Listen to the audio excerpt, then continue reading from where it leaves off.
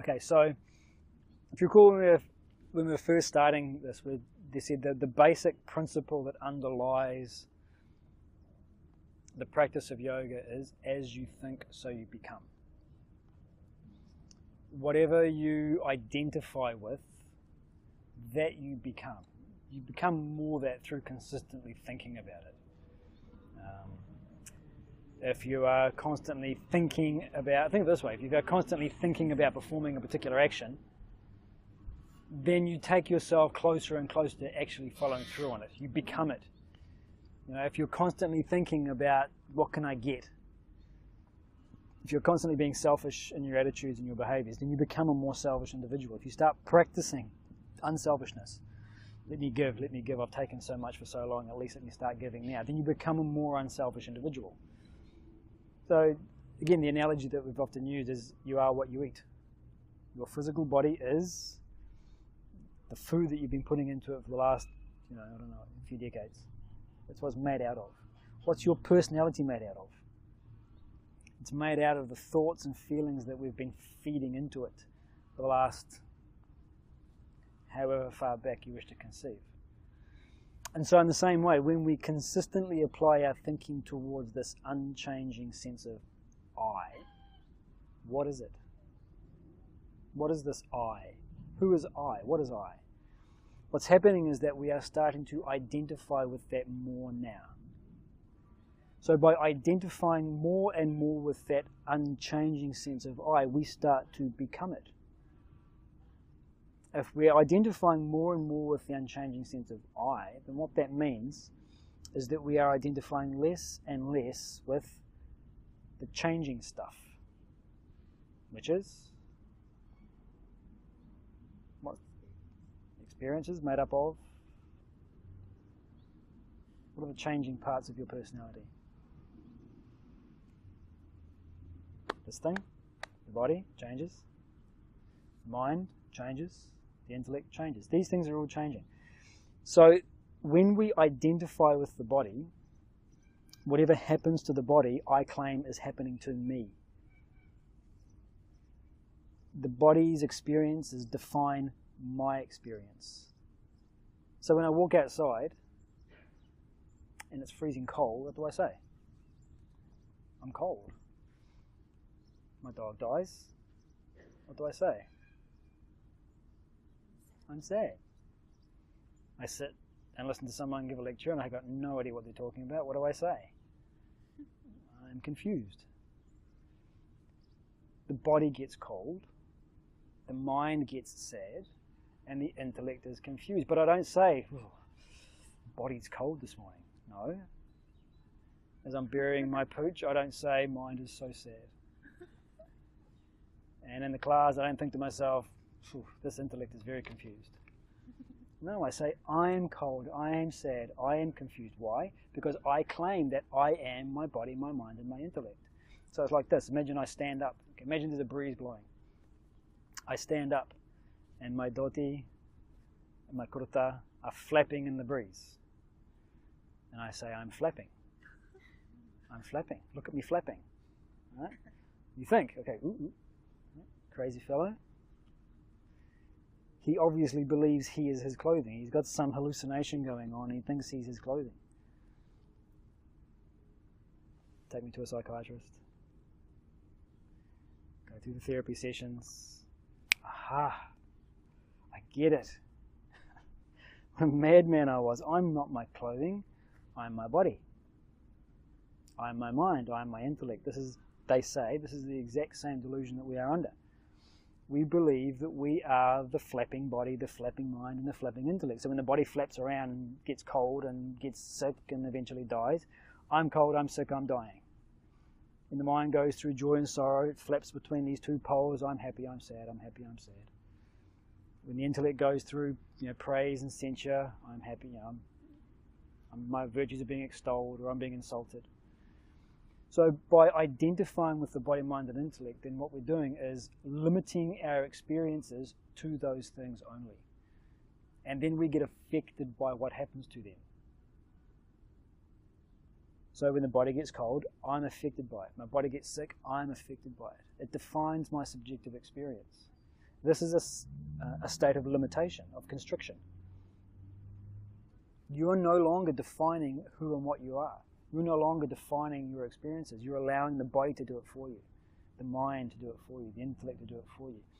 So by identifying with the sense of I, what's happening is that we're no longer identifying with the body, the mind, and the intellect. So we become objective to their functionings. Okay, so let's look at this idea of objectivity. Example to illustrate objectivity that we always use, right? You go and watch a tragic movie. You go and watch Romeo and Juliet. When the lovers come together, you're happy. You're filled with that sense of romantic, beauty. And then when you find out that one's a Capulet and one's a Montague, you're filled with that sense of tension. I know what's going to happen. And then when they split, you're heartbroken. And then when they're taking the poison, you're desolate. Oh my God. No, don't do it. So your mind is going through joy and sorrow, tragedy, and all the rest of it. And that's exactly why you go and watch the film. Because you want the romantic joy, you want the sorrow, you want the heartbreak. You want to be upset, you want to be sad, you want to be crushed. But you're not affected by it. Your mind is going through those emotions, your body's going too. You know, when the tension comes up, what happens to your heart rate? It joins in. So your body, mind, and your intellect are going through all of these experiences, but you're not affected by it. Why not? It's not happening to you. Well, it is happening to you. I'm the one going through the heartbreak. I'm the one going through the joy. It's my mind that it's going through. It's happening to someone, definitely. It's me. But why am I not affected by it? Forget philosophy. All right? If somebody asked you this question on a normal daily basis, what would the answer be? It's just a movie. Yeah. Of course I'm not affected by it. It's just a movie. What are you, mad? There's a problem with philosophy. You start thinking, oh no, I don't know. What do you want for lunch? Well, what do you mean by lunch? What do you mean by desire? It's just a movie. Now, interesting. This idea, it's just a movie. It's a thought. That's all it is, a thought. It's just a movie. But it's not just a thought, is it? It's a thought that you know. It's wisdom, it's insight. It's thoroughly real for you, incontrovertible. Subjectively, you have grasped the truth that it is just a movie. And it is that subjectively grasping of the truth that it's just a movie that keeps you objective. And so this is how we maintain our objectivity, is by having a subjective grasp of the higher values of life. Money has a limited capacity to bring happiness. Someone asks you if you believe it, and you say, yes, I believe it. And then what happens when your money goes down? You're anxious. What job do you take? The one that makes the most money. You have two suitors for marriage. Which one do you marry? The one who's got more wealth. So intellectually we may appreciate it, but if it doesn't actually function in our lives, then we haven't really got it as wisdom yet. So when we have this attitude of, let's stay with the example, money has a limited capacity to bring happiness. Then what happens is when our money takes a dive, we are not affected by it. So it is the identification with higher values of life that brings us that capacity to enjoy the human experiences without being affected by them. So when we talk about unbroken happiness, we're not talking about a particular emotional fluctuation. I win the lottery, I'm happy. My son is born, I'm happy. I gain my degree, I'm happy. Now, these are emotional changes because of changes in the external environment. This is not what we mean by genuine happiness. Genuine happiness is that sense of being unaffected by the joy and sorrow in your life, the profit and the loss, the success and the failure. Life is these pairs of opposites. Where there is health, there will be ill health. You have once succeeded, at some point you will fail. There has been joy, there will be sorrow. There was life, there will be death. It's all going to happen. Happiness is not trying to just cut out the negative side of life, right? This is not a hedge fund strategy of minimizing our losses and maximizing our gains. Genuine happiness is to let life proceed along its path, but not be affected by it. So when you go through joy, enjoy it. When you go through sadness, you enjoy it. Because you're objective to it. It's part of the human drama. You let it roll out. So suffering is when we reject what is and we try to run away from the truth. We don't try and run away from the sadness. You may have experienced this if you've ever been to a funeral, say, to a loved one. There's a temporary sort of objectivity that the environment can provide.